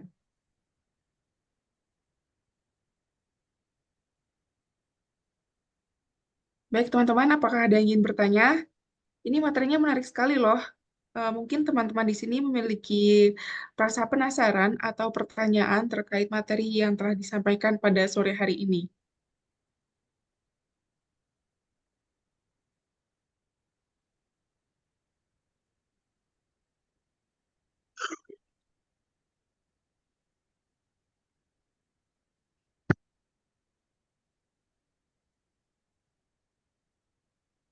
Mungkin teman-teman peserta dan Bapak Ibu dosen Mungkin dari ada saya, yang ingin Mbak, bertanya? dari saya. Oh iya. Iya, dipersilakan Ibu. Baik, selamat sore Pak Martin. Perkenalkan nama saya Devi ya. Saya salah satu dosen di Teknik Sipil gitu. Kebetulan saya juga pemerhati daripada Green Construction, kemudian Demolition. Beberapa tahun terakhir ini juga penelitian kami terkait ke sana gitu. Tapi memang masih jauh sekali dari kata ideal gitu ya. Seperti tadi dikatakan oleh Pak Martin bahwa masih part per part begitu ya. Jadi seperti kami meneliti juga yang tadi dari life cycle, kita hanya bisa meneliti hanya dari get to site itu saja gitu ya. Karena kita untuk mendapatkan informasi dari raw material itu sangat sulit juga seperti itu. Sehingga tadi saya tertarik kalau memang ada apa tadi Pak, yang daftar yang akan dikeluarkan oleh produsen itu mungkin itu akan sangat membantu sekali seperti itu. Karena saya belum pernah mendapatkan informasi seperti itu. Kemudian ya itu tadi masih part per part. Kemudian kami juga pernah mempelajari juga maksudnya tentang emisi karbon dari permaterial-material. Jadi masih sangat sederhana sekali. Jadi belum bisa untuk secara keseluruhan seperti itu. Pun demikian di bidang teknik sipil sendiri sebetulnya. Jadi awal untuk mengenalkan ini pun itu juga agak susah karena bilang green building tuh itu ranahnya arsitektur gitu. Sehingga saya pikir bahwa itu sebetulnya ya mungkin masih karena mindsetnya masih belum terbuka begitu ya. Tapi alhamdulillah sekarang dari beberapa penelitian saya juga sudah saya libatkan mahasiswa, terutama memang mahasiswa S2 begitu ya. Kemudian juga menambahkan mata kuliah begitu ya. Di S2 kita ada konstruksi berkelanjutan yang dulunya sama sekali tidak pernah ada hal itu sehingga masuk. Kemudian di S1 sendiri juga kami sudah mencoba memasukkan walaupun belum tahapan ini, tapi paling nggak sudah pengenalan Pak Martin begitu ya. Jadi kita ada tentang green building, kemudian greenhouse effect dan sebagainya itu kita sudah coba kenalkan gitu, sehingga artinya mencoba membuka mindset bahwa ayo loh, teknik sipil ini nggak hanya cuman harus ngitung struktur pondasi dan Benar. sebagainya seperti itu. Jadi kalau mau mendesain itu juga ayo diperhatikan karena sekarang tantangannya dunia sudah seperti itu Yap, gitu. benar. Jadi iya, jadi itu saja mungkin tadi sedikit curhat mengenai mungkin perubahan mindset di bidang teknik sipil itu seperti itu. Kemudian tahapan untuk penelitian ini sendiri juga masih sangat ya baru part per part saja seperti itu, sehingga Benar, juga benar. tidak bisa menghasilkan kesimpulan yang komprehensif seperti itu. Seperti itu Pak Martin. Jadi kira-kira Benar. mungkin ada saran mungkin yang lebih enak terutama untuk mungkin ke kurikulum mungkin ya, ataupun ke untuk pengembangan kepada kurikulum mahasiswa dan juga ya arah penelitian yang mungkin bisa kita lakukan begitu ya, Yap, untuk siap. bisa meningkatkan pemahaman terhadap hal ini seperti itu. Terima Siap. kasih Pak Setuju. Martin. Terima kasih Bu atas Ye, pertanyaan sangat baik. ye, Iya. Itu juga hal yang sebenarnya sangat penting. Bahkan saya waktu itu kuliah, saya angkatan masih baru ya Bu, ya, 2017. Sama ya, sekali nggak ada pemahaman atau ilmu sama sekali bahkan saat itu ya, berkelanjutan. ye, Dan memang kita benar-benar akui masih sangat awal. Ini mungkin betul. tips sedikit Bu yang saya Ye, gunakan. Tadi kan ye, Ibu sedikit tanya tentang ya, ya, EPD ya, atau material-material yang bisa digunakan. ya. Nah, ini platform Bu dari global namanya One Oh, Click ada LCA. One Mungkin Click LCA ya. kalau tadi saya ada satu kutip platform global yang bisa digunakan. Ini salah satu platform yang saya subscribe, yang perusahaan kita subscribe ketika kita deliver sebuah project untuk hitung net zero. Sebenarnya berbayar, nanti bisa Oh, berbayar ya. dilihat ya. Tapi di website ini mereka banyak kasih studi juga Bu, metodologi yang sebenarnya eksis di global atau di dunia yang bisa kita adopt nanti ke Indonesia. Makanya sangat banyak dan bagus di sini. Terus ya. EPD-nya juga mereka sebenarnya hampir banyak komplit Bu. Tadi yang kita lihat kan Belanda Begitu. sama US sudah advance banget. Ya, Jadi ya.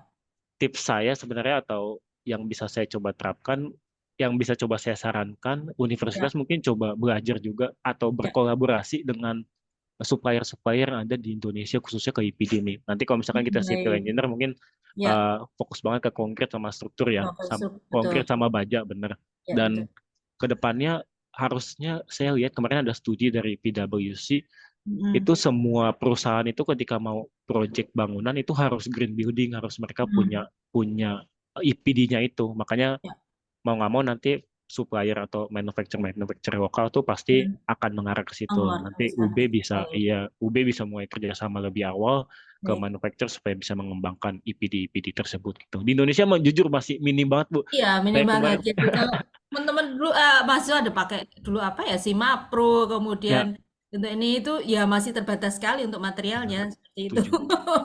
Setuju, iya. Iya, betul. Gitu.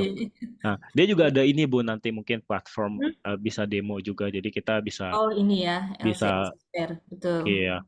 Demo aja belajar sebenarnya ngitungnya gimana dan itu bagus betul. sih. Atau nanti lihat satu contoh database-nya gitu. Kalau misalkan mau referensi produknya juga, coba cari referensi produk di luar itu juga bagus karena mereka kan lengkap. Jadi kalau kita cari di internet misalkan EPD bangku, misalkan chair gitu ya. Nah, dia ada nanti kasih saya share screen ya. Ini untungnya webinar bisa search dengan langsung. Langsung search, ya betul. Nah, iya ini ya. mungkin contoh. Jadi cari aja di internet EPD chair. Interior tuh paling mudah dihitung sih mungkin. Nanti interior ya. Tapi baja, besi atau pipa tuh juga nanti ada banyak. Nah, nanti bisa kita lihat satu contohnya. Iya. Nah, di Indonesia atau klien-klien lokal biasa mereka menyetujui Bu, kita adopt tadi yang saya infokan. Adopt contoh material di luar, nanti kita kasih konversi lah berapa persen supaya ini jadi di material lokal gitu. Betul, iya. Iya, itu memang ya beberapa penelitian ke sana, terutama tadi juga saya tertarik kita tahun 2050 harus seluruh bangunan baik existing maupun yang baru harus ini ya net zero seperti itu ya. Benar. Saya tuh pernah melakukan studi dari bangunan existing gimana kita mencoba menurunkan energinya itu maksimal tuh kalau bisa mau ini tuh apa ya cuma 30% saja kita bisa Yap, menemukan itu. Iya, jadi nggak banyak gitu kalau sudah nggak dari banyak. bangunan existing seperti itu. Iya, setuju. Iya. Setuju. Iya, jadi Ini kemarin. Mm-mm.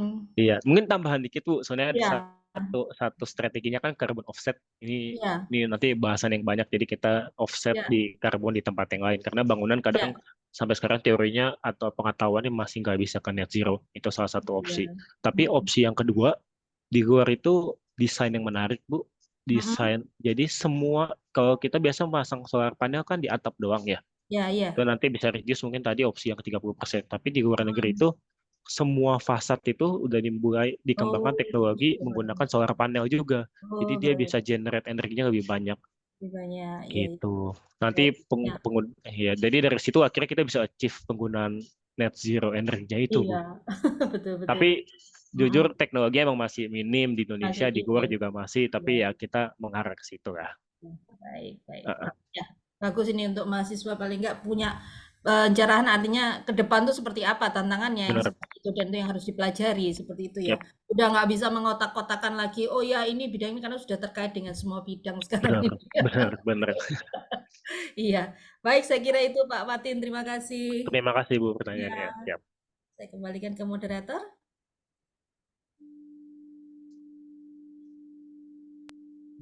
Ya, baik, terima kasih Tin atas jawabannya. Kemudian, apakah ada yang ingin bertanya lagi, teman-teman dan Bapak Ibu dosen? Iya, dipersilakan Mas Octavian Bulo. Eh, Baik, terima kasih atas kesempatannya. Eh, Sebelumnya perkenalkan saya Octavian Bolo, Pak Martin dari mahasiswa Teknik Sipil UB angkatan 2021. Saya mau izin bertanya, kira-kira karena ini kaitannya dengan rencana yang tahun 2030 dan 2050 itu net zero, mau net zero ya. Eh, Sekarang kan ada agenda besar yang melibatkan konstruksi yang lumayan dalam skala besar juga, yaitu IKN. Yap. Kira-kira untuk ikan itu mungkin Bapak tahu kira-kira untuk konstruksi berwawasan lingkungannya yang eh, kalau yang saya tangkap sih mungkin dari eh, segi bentuk bangunannya bisa hemat energinya lewat bangunannya lebih terbuka seperti itu, terus banyak ditanam tumbuhan dan lain-lain. Tapi di luar dari itu mungkin ke metode konstruksi atau konstruksi dari bangunannya sendiri, strukturnya saya kurang tahu. Tapi seharusnya kalau untuk seperti itu sudah ada ini kan pertimbangan konstruksi berwawasan lingkungannya. Kalau dari saya mungkin cukup. Terima kasih. Oke, ya, saya menarik. Tapi saya juga sebenarnya kemarin siapa yang kontak saya dari alumni ya. Jadi ditantang sebenarnya judulnya itu Net Zero Building di Indonesia. Tapi akhirnya saya hapus Indonesianya karena ketika saya riset, saya nanya-nanya juga pengetahuan itu masih minim, apalagi khususnya nanti kita di proyek baru ya IKN. Kemarin saya sempat ngecek RPJMN kita, target Bappenas saja nggak ada yang memberikan angka spesifik untuk bangunan green bersertifikasi berapa persen dan target target penerapan net zero building di proyek-proyek yang ada di Indonesia secara nasional, apalagi nanti khususnya ke IKN. Tapi hal yang menarik itu adalah kita itu lagi giat banget dengan renewable energy, di mana energi energi terbarukan itu kan nanti pasti supply ke eh, sebuah bangunan. Kita kan pasti pakai listrik. Nanti di infrastruktur juga pasti pakai listrik. Jadi nanti kalau dilihat di IKN itu akan banyak proyek-proyek renewable energy ke solarnya. Dan nanti itu diabsorb ke proyek-proyek atau bangunan-bangunan yang ada di IKN. Tapi dari sisi proses konstruksinya, apakah proses sebuah proyek di IKN udah mengabsorb embodied carbon assessment yang tadi kita bahas bareng bersama-sama, udah didetailin dari proses strukturnya, penggunaan penerapan low carbon materialnya kah, atau proses konstruksinya itu diminimin atau enggak. Sampai sejauh ini sebenarnya saya belum nemu, dan sempat diskusi sama beberapa kontraktornya juga nggak digiatkan secara maksimal. Tapi yang saya baca itu yang posisi hijaunya yang mau coba diterapkan di sana. Kemudian yang poin keduanya juga green certification ya. green certification itu nanti bisa dibaca lebih detail. Jadi ada inisiasi awal sebenarnya yang coba diterapkan di proyek-proyek IKN supaya bangunan-bangunan di IKN nanti green building certified. Di situ nanti ada indikator-indikatornya walaupun masih sangat jauh ke net zero, tapi itu stage kita sekarang loh. Di IKN juga sebenarnya masih di stage kita coba certified green building, belum nyampe ada embodied carbon assessment-nya gitu. Gitu. Baik, terima kasih Gimana? banyak Pak Martin. Siap, terima kasih pertanyaannya Octavia. Kayak ada pertanyaan di chat nih, moderator. Ya, untuk sesi tanya jawab pada kesempatan kali ini dicukupkan dulu ya, Pak. Oh, oke. Karena antusias dari teman-teman sangat luar biasa nih. Jadi ada beberapa pertanyaan yang belum terjawab, tapi nanti kami dikirimkan melalui kontak person panitia, dan Yap. nantinya akan diteruskan kepada Pak Martin. Seperti itu ya, Pak. Oke. Nah, baiklah. Hadirin, demikianlah sesi penyampaian materi dan tanya jawab. Saya mengucapkan terima kasih banyak kepada Bapak Martin selaku pemateri, serta kepada seluruh peserta yang telah berpartisipasi dalam kegiatan webinar kali ini. Terima kasih dan saya kembalikan kepada MC. Baik, terima kasih Mbak Zian. Sekali lagi kita ucapkan terima kasih kepada Pak Martin Amerigo atas penyampaian materinya pada hari ini. Semoga materi yang disampaikan dapat bermanfaat bagi kita semua. Terima kasih juga saya ucapkan kepada peserta yang sudah aktif bertanya. Sebagai bentuk apresiasi kepada kita semua, kepada seluruh peserta dipersilakan untuk memberikan tepuk tangan secara virtual.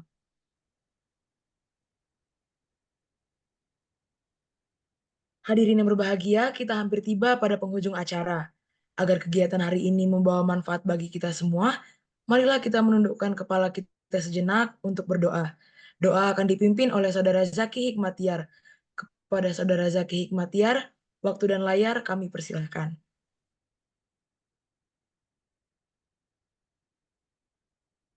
Assalamualaikum warahmatullahi wabarakatuh. Alhamdulillahirrahmanirrahim. Acara Gisting tahun 2024 pada hari ini telah selesai.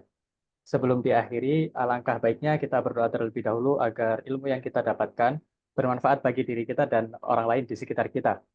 Doa akan saya pimpin dengan cara Islam. Dan bagi peserta yang beragama dan berkeyakinan lain, silakan menyesuaikan dengan keyakinannya masing-masing. A'udzubillahiminasyaitonirrajim. Bismillahirrahmanirrahim. Allahumma sholli wa sallim ala sayyidina Muhammad wa ala alihi wa sahbihi ajmain. Walhamdulillahi rabbil alamin. Ya Rahman ya Rahim, bimbinglah kami dengan hidayah-Mu dan jadikanlah hati kami selalu ridho dengan segala pemberian-Mu. Lapangkanlah dada kami dan mudahkanlah segala urusan kami. Allahumma arinal haqqa haqqa warzuqna ittiba'ah wa arinal batila batila warzuqna ijtinabah. Ya Allah, tunjukkanlah kepada kami bahwa yang benar itu benar dan berikan kepada kami kekuatan dan kemampuan untuk menjalankannya. Serta tunjukkan bahwa yang salah itu salah dan berikan kami kekuatan dan kemampuan untuk meninggalkannya. Rabbana atina fid dunya hasanah wa fil akhirati hasanah wa qina adzabannar. Wassalatu ala sayyidina Muhammad wa ala alihi wa sahbihi ajmain. Subhana rabbika rabbil izzati amma yasifun wa salamun alal mursalin. Walhamdulillahi rabbil alamin. Wassalamualaikum warahmatullahi wabarakatuh. Waktu dan tempat saya kembalikan kepada MC. Amin ya robbal alamin. Terima kasih kepada Saudara Zaki Hikmatiar yang telah memandu sesi doa. Hadirin sekalian, sebelum kita mengakhiri acara pada hari ini, kita akan memasuki sesi dokumentasi. Namun sebelumnya, saya ingin menghimbau kepada para peserta pada hari ini untuk mengisi presensi pada link yang telah dikirimkan melalui kolom chat. Baik, hadirin sekalian, saya ingin mengundang seluruh peserta yang hadir untuk dapat menyalakan kameranya dan menggunakan virtual background yang telah disediakan. Di sini, saya akan memandu untuk sesi dokumentasi dan di layar saya sudah terlihat ada 2 slide dan saya akan memandu untuk sesi dokumentasi pada hari ini. Baik hadirin, saya akan memulai dari slide pertama. Saya akan menghitung sampai 3. 1, 2, 3. Dan untuk slide selanjutnya, 1, 2, 3. Baik, hadirin, terima kasih. Akhirnya sampailah kita pada penghujung acara Bekisting tahun 2024 dengan tema konstruksi berwawasan lingkungan. Semoga apa yang kita peroleh hari ini dapat bermanfaat bagi kita semua. Atas nama seluruh panitia penyelenggara, kami mengucapkan terima kasih atas partisipasinya dan memohon maaf apabila ada kekurangan. Saya Priscilla Yosefina selaku Master of Ceremony pada acara hari ini pamit undur diri. Mohon maaf apabila ada kesalahan kata. Terima kasih dan selamat sore. Wassalamualaikum warahmatullahi wabarakatuh. Shalom. Om Santi Santi Om. Terima kasih panitia semua dosen atas waktu dan kesempatannya. Saya izin ya. Terima kasih untuk